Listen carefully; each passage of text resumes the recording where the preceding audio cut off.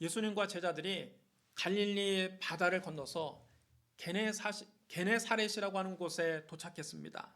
예수님과 제자들이 배에서 내리자 사람들이 예수님을 즉시 알아보았습니다. 사람들이 온 마을을 다니면서 예수님이 어디 계시다는 말을 듣는 대로 환자들을 침상째 눕혀서 데려왔습니다.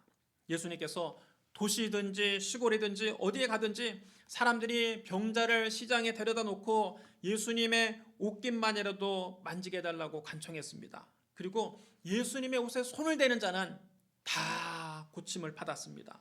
여러분 따라해 주시기 바랍니다. 손을 대는 자는 다 성함을 얻으니라. 병든 사람에게 가장 기쁜 소식은 두말할 필요 없이 병을 나을 수 있다, 병을 고칠 수 있다, 치료받을 수 있다는 겁니다. 그런데 성경에서는 다 성함을 얻었다고 기록하고 있습니다. 병든 사람이 예수님을 만나고 다 고침받았다는 뜻입니다.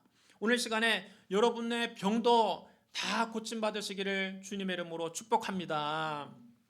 그런데 병 고침을 받는 데는 전제 조건이 있습니다. 그냥 가만히 있었는데 저절로 성함을 얻은 것이 아닙니다. 오늘 본문에서 병 고침 받은 사람들이 한 일이 있습니다. 게네사렛 마을 사람들은 예수님이 어디 계신 것을 알아내서 그곳으로 환자들을 침상째 눕혀 데리고 왔고, 병든 자들은 예수님의 옷깃에 손을 대기를 간청했으며 손을 대는 사람은 다 고침을 받았습니다. 여러분, 구원도 마찬가지입니다. 성경은 누구든지 구원받을 수 있다고 약속합니다. 구원의 문은 누구에게나 활짝 열려 있습니다. 그러나 가만히 있는데 저절로 구원받는 것은 아닙니다. 로마서 10장 13절에 이렇게 기록되어 있습니다. 누구든지 주의 이름을 부르는 자는 구원을 받으리라. 여러분 따라해 주시기 바랍니다. 누구든지 주의 이름을 부르는 자는 구원을 받으리라. 구원의 문은 누구에게나 활짝 열려 있지만 주의 이름을 부르는 자만 구원을 받을 수 있는 것입니다. 치료의 은혜도 마찬가지입니다. 예수님이 십자가에 달리시기 전에 로마 군인들에게 채찍에 맞으심으로 우리에게 치료의 문을 활짝 열어놓으셨습니다. 그러나 그냥 가만히 있는 사람에게 저절로 주님의 치료가 임하지 않습니다. 그럼 여러분, 우리가 어떻게 해야 주님께 병고침을 받을 수 있을까요? 첫째로 예수님께 병고침을 받으려면 먼저 예수님께 나와야만 합니다. 오늘 본문에 이렇게 기록되어 있습니다. 건너가 게네사렛 땅에 이르러 대고 배에서 내리니 사람들이 곧 예수인 줄 알고 그 온 지방으로 달려 돌아다니며 예수께서 어디 계시다는 말을 듣는 대로 병든 자를 침상째로 메고 나오니. 여러분 따라해 주시기 바랍니다. 예수께서 어디 계시다는 말을 듣는 대로 병든 자를 침상째로 메고 나오니. 게네사렛 지방에 예수님이 오셨다는 소문이 퍼지자 사람들이 몰려들기 시작했습니다. 구원자 예수님을 만나는 사람마다 인생이 변화됩니다. 치료자 예수님을 만나는 사람마다 고침받습니다. 오늘날에도 만약 예수님이 어디 계시다는 소문이 퍼지면 사람들이 그곳에 인산인해로 몰려들 것입니다. 그런데 문제는 예수님이 어디 계시느냐 하는 겁니다. 예수님이 어디 계신 줄 알아야 예수님께 나아갈 것 아닙니까? 오늘날 예수님은 과연 어디 계실까요? 예수 그리스도는 전지전능하신 하나님이십니다. 전지전능하신 하나님은 무소부지하십니다. 무소부지하다 이런 말은 어디에나 계신다 그런 뜻입니다. 하나님은 시간과 공간을 초월해서 어디에나 계십니다. 그러나 구약 성경에 보면 어디에나 계시는 하나님이 한 장소를 지정하시고 거기에 임하셔서 거기서 당신의 백성들을 만나주시고 당신의 영광과 기적을 나타내신 것을 볼 수 있습니다. 이스라엘 백성들이 애굽에서 나와서 광야 생활할 때 모세는 성막을 만들었습니다. 모세가 하나님의 명령을 따라 성막을 완성하자 그곳에 하나님이 임하셨습니다. 그 영광스러운 모습을 성경은 이렇게 묘사하고 있습니다. 구름이 회막에 덮이고 여호와의 영광이 성막에 충만하매 모세가 회막에 들어갈 수 없었으니 이는 구름이 회막 위에 덮이고 여호와의 영광이 성막에 충만함이었으며, 구름이 성막 위에 떠오를 때는 이스라엘 자손이 그 모든 행진하는 길에 앞으로 나아갔고 구름이 떠오르지 않는 때에는 떠오르는 날까지 나아가지 아니하였으며, 낮에는 여호와의 구름이 성막 위에 있고 밤에는 불이 구름 가운데 있음을 이스라엘 온 족속이 그 모든 행진하는 길에서 그들의 눈으로 보았더라.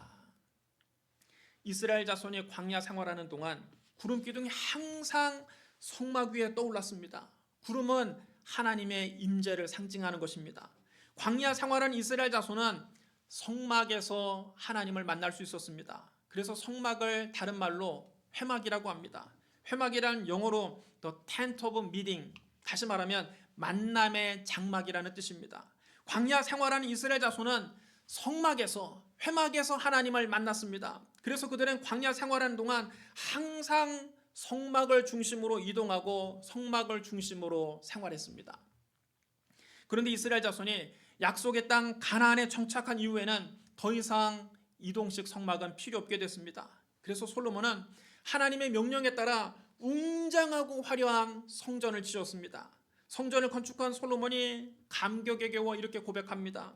하나님이 참으로 땅에 거하시리이까 하늘과 하늘들의 하늘이라도 주를 용납하지 못하겠거든 하물며 내가 건축한 이 성전이오리이까. 하나님은 우주를 창조하신 분입니다. 여러분, 이 우주가 얼마나 광대합니까? 얼마나 큽니까? 우리가 살고 있는 지구가 속해 있는 우리 은하에만 약 10억 개의 별이 있다고 합니다. 우리가 살고 있는 태양계는 우리 은하의 중심에 있는 것이 아니라 우리 은하 변두리에 위치하고 있는데 은하의 중심부에서 태양계까지 가는 거리가 약 3만 3천 광년입니다. 여러분, 1광년은 빛이 진공 상태에서 1년 동안 이동하는 거리입니다. 여러분, 빛이 얼마나 빠릅니까? 빛은 1초에 30만 킬로미터를 이동합니다. 1초에 지구 7바퀴 반을 도는 엄청난 속도입니다. 그런데 이런 엄청난 속도로도 은하의 중심부에서 우리 태양계가 있는 곳까지 가는데 3만 3천 년이 걸린다는 것입니다. 여러분, 이게 끝이 아닙니다. 우리 은하에서 가장 밝게 보이는 이웃 은하로 안드로메다 은하가 있습니다. 천체에서 가장 밝게 보인다는 뜻은 가장 가깝다는 뜻입니다. 그런데 안드로메다 은하는 우리 은하에서 약 250만 광년이 걸립니다. 다시 말하면 제일 가까운 이웃 은하까지 가는데 빛의 속도로 가도 250만 년이 걸린다는 뜻입니다. 말 그대로 여러분, 천문학적인 숫자입니다. 도저히 감이 안 잡히시죠? 안드로메다 은하는 우리 은하보다 훨씬 커서 안드로메다 은하에 약 1000억 개의 별이 있습니다. 우주에는 그런데 이런 은하들이 또 수천억 개가 있습니다. 그러니 여러분, 이 우주가 얼마나 광대하고 큰지 우리 머리로 도저히 상상이 안 됩니다. 우주의 크기를 말하려면 온갖 천문학적인 숫자를 다 동원해야 합니다. 천문학적이라는 말은 다른 말로 표현하면 과학자들 정확하게는 모른다는 뜻입니다. 정확하게 몇 개가 있는지 얼마나 큰지 감이 안 잡힌다는 뜻입니다. 우주의 크기는 인간의 상상을 초월하는 것입니다.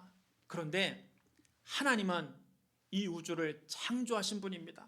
우주를 창조하신 하나님은 이 우주보다 훨씬 크신 분입니다. 훨씬 위대하신 분입니다. 시편 8편 3절에 이렇게 기록되어 있습니다. 주의 손가락으로 만드신 주의 하늘과 주께서 베풀어 두신 달과 별들을 내가 보오니. 하나님께서 손가락 한번 휙 저어서 이 온 우주 하늘을 만드셨다는 것입니다. 그러니 여러분, 손가락으로 온 우주를 만드신 하나님, 여러분 얼마나 광대하시고 얼마나 크신 분입니까? 하나님은 이 우주를 초월하시는 분입니다. 그러므로 하나님을 어떤 장소 안에 계시기에는 하나님은 너무나 크신 분입니다. 그래서 솔로몬이 아름다운 성전을 건축하고 난 다음 그 크신 하나님을 자기가 지은 이 작은 성전에 과연 모실 수가 있겠느냐?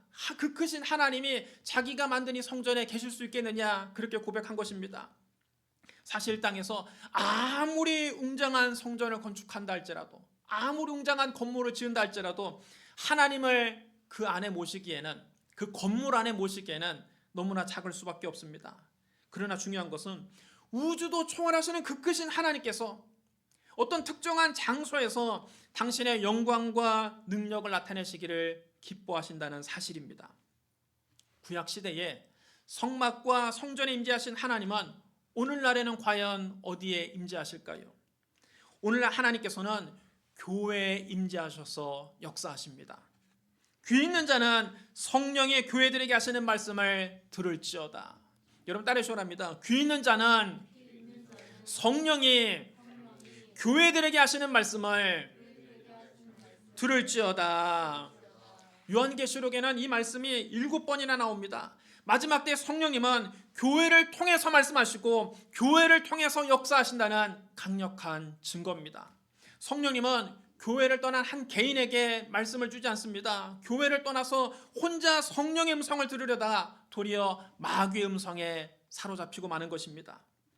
그러므로 교회를 떠나서 나 혼자 신앙생활하겠다는 것은 어불성설입니다. 신약의 교회는 어떤 건물을 말하는 것은 아닙니다. 눈에 보이는 나무나 돌로 지은 건물이 교회가 아닙니다. 예수 믿는 사람들의 모임이 바로 교회입니다. 예수님 말씀하셨습니다. 2-3 사람이 내 이름으로 모인 곳에는 나도 그들 중에 있느니라. 그럼 여러분, 예수 이름으로 모인 이 자리에 우리 주님이 함께 계십니다. 여러분 옆에 있는 분들에게 인사하시기 바랍니다. 예수님이 이 자리에 계십니다. 예수 믿는 사람들이, 예수님을 사랑하는 사람들이 모인 이 자리에 우리 예수님이 함께 계십니다. 그래서 예배에는 특별한 의미가 있는 것입니다.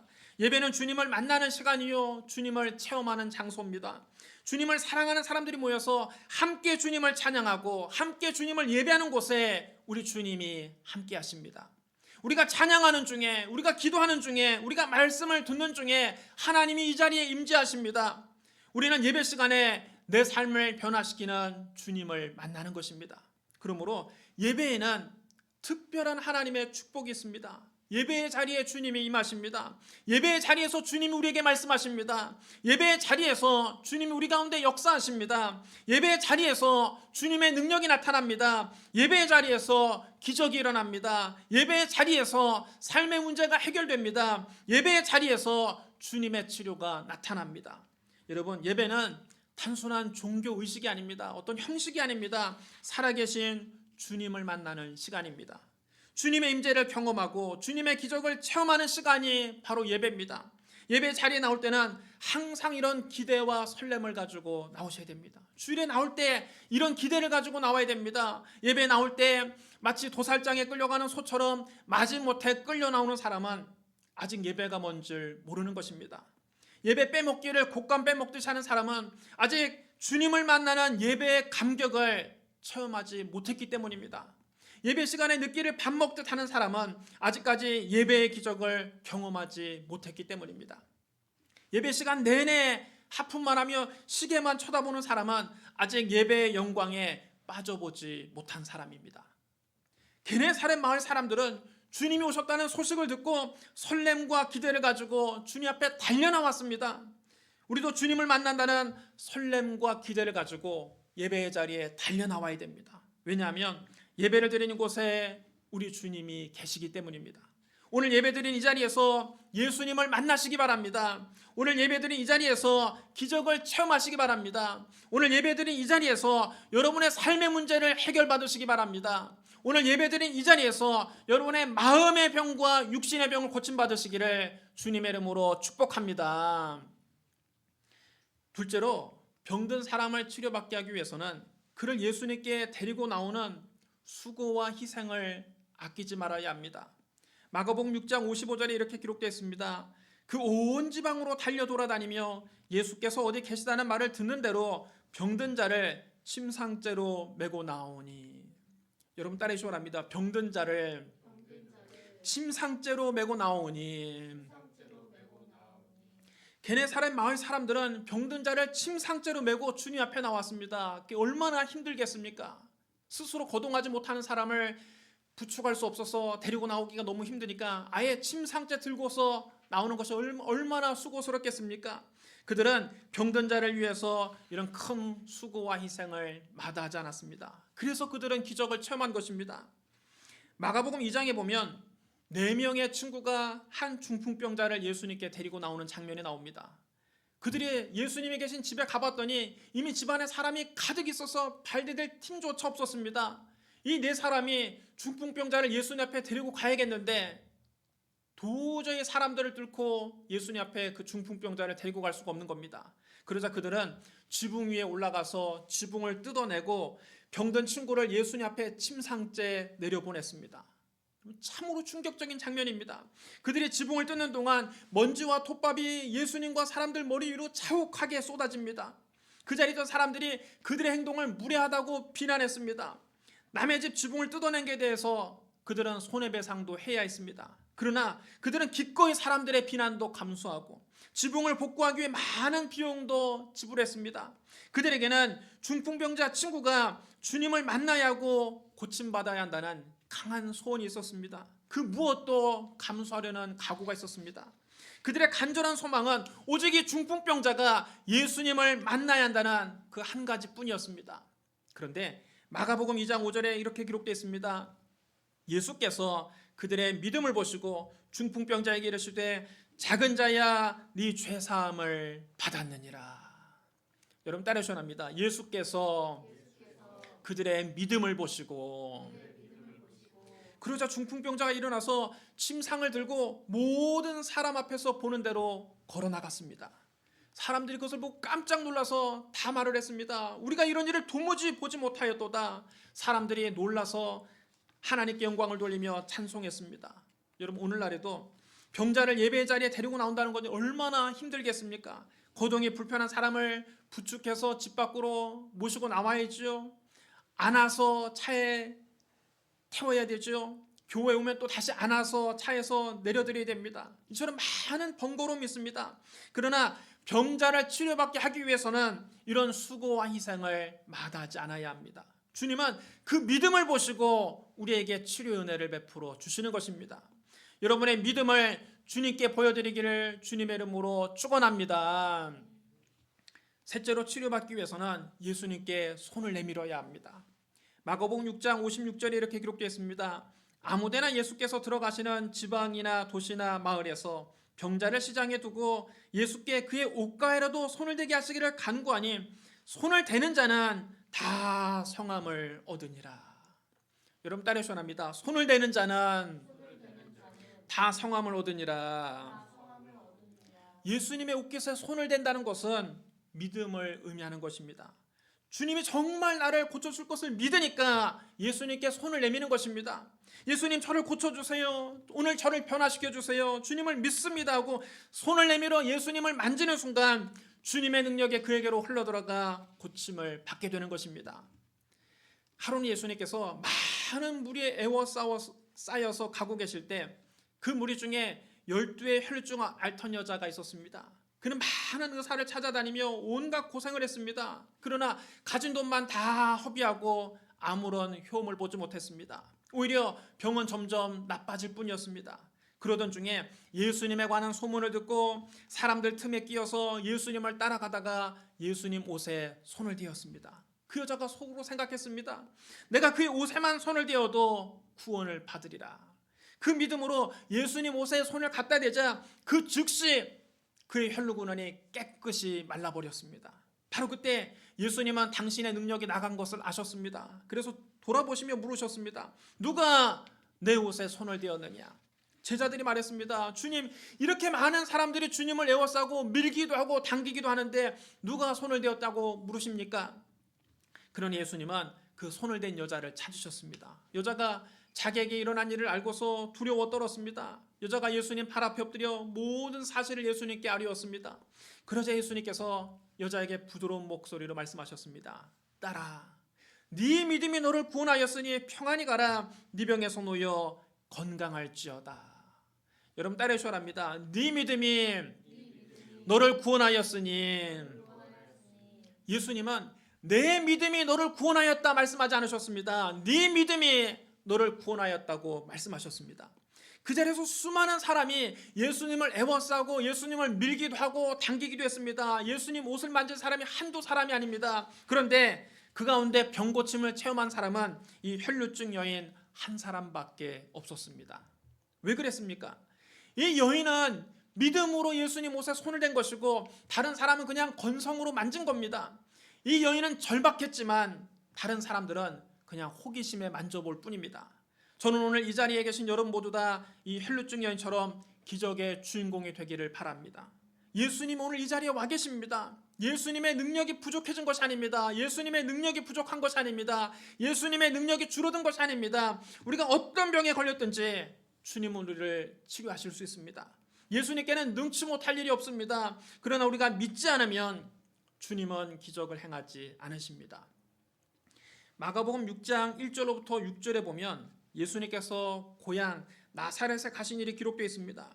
안식일에 예수님께서 회당에서 말씀을 가르치시니 많은 사람들이 예수님의 말씀을 듣고 크게 은혜를 받고 놀랐습니다. 그리고는 수군거렸습니다. 이 사람이 어디서 이런 것을 얻었느냐? 이 사람이 받은 지혜와 그 손으로 이루어지는 이런 권능이 어찌 됨이냐? 이 사람이 마리아의 아들 목수가 아니냐? 야고보와 요셉과 유다와 시몬의 형제가 아니냐? 그 누이들이 우리와 함께 여기 있지 아니하냐? 그러면서 예수님을 배척했습니다. 예수님 그것을 보시고 크게 안타까워하시며 말씀하셨습니다. 선지자가 자기 고향과 자기 친척과 자기 집 외에서는 존경을 받지 못함이 없느니라. 하나님의 선지자는 자기 고향과 친척과 자기 집안 사람들에게 존경을 받지 못한다는 뜻입니다. 예수님의 고향 마을에서는 예수님께서 다만 소수의 병자에게만 안수해서 고치실 뿐이었고 아무 권능도 행하실 수 없다고 기록되어 있습니다. 여러분, 이것이 참으로 흥미로운 대조입니다. 똑같은 마가복음 6장에 기록되어 있는데 마가복음 앞장에 기록된 나사렛에서는 고향 사람들이 예수님을 배척하자 예수님이 아무런 권능도 행하실 수 없었고, 마가복음 6장 마지막에 있는 게네사렛 마을에서는 사람들이 예수님을 만나려고 그렇게 달려오고 병자를 침상째로 메고 오고 예수님 옷에 손을 대기로 간청하자 예수님 옷에 손을 대는 자는 다 고침을 받았습니다. 많은 기적이 일어났습니다. 무엇이 다른 겁니까? 예수님은 똑같습니다. 예수님의 능력도 똑같습니다. 다른 것은 받아들이는 사람들의 믿음입니다. 게네사렛 사람들은 예수님을 만나기 위해 수고와 희생도 마다하지 않았고 예수님께 나와서 믿음으로 예수님 옷자락에 손을 댔습니다. 하지만 나사렛 사람들은 예수님을 자기가 잘 아는 고향 후배라고 무시하면서 배척했습니다. 그 결과 믿음으로 손을 댄 게네사렛 사람들은 다 성함을 받았지만 예수님을 배척한 나사렛에서는 예수님의 기적을 체험한 사람이 없었습니다. 여러분, 오늘날도 마찬가지입니다. 예수 그리스도는 어제나 오늘이나 영원토록 동일하십니다. 예수님 오늘 이 시간에도 우리를 치료해 주기를 간절히 원하십니다. 그러나 이 사실을 받아들이는 우리의 믿음에 따라서 치료를 받기도 하고 받지 못하기도 합니다. 오늘날에도 게네사렛 사람들처럼 믿음으로 기도하는 사람은 그가 믿은 대로 기적을 체험하고 고침을 받습니다. 그러나 나사렛 사람들처럼 예수님을 불신하고 기도한다고 뭐 달라지겠어 배척하는 사람은 그가 믿은 대로 아무것도 체험하지 못할 것입니다. 나사렛 사람들처럼 예수님을 배척하지 말고 게네사렛 사람들처럼 믿음으로 예수님께 손을 내미시기를 주님의 이름으로 축원합니다. 사랑하는 성도 여러분, 이 시간 우리가 함께 기도할 텐데 마음속에 있는 의심을 다 버리고 예수님을 확 믿어버리시기 바랍니다. 게네사렛 사람들처럼 기적을 기대하는 마음으로 예수님께 달려나오십시오. 믿음으로 예수님 옷자락에 손을 대십시오. 12의 혈루증 앓던 여인이 예수님 옷자락을 붙잡는 간절한 심정으로 간절하게 기도하십시오. 오늘은 여러분의 기적의 주인공입니다. 오늘 하나님의 기적이 여러분에게 임하기를 주님의 이름으로 축복합니다. 우리 기도하겠습니다. 사랑과 은혜가 풍성하신 하나님 아버지, 우리가 병든 몸으로 주님 앞에 나왔습니다. 병든 마음으로 주님 앞에 나왔습니다. 오늘 살아계신 주님 만나기를 간절히 원합니다. 주님의 기적을 체험하기를 소원합니다. 믿음으로 주님께 손을 내미오니 주여 우리의 병든 마음, 병든 몸을 치료하여 주시옵소서. 이 시간 깨끗이 낫게 하여 주시옵소서. 우리의 기도에 응답해 주시니 감사합니다. 예수님 이름으로 감사하며 기도드리옵나이다. 아멘.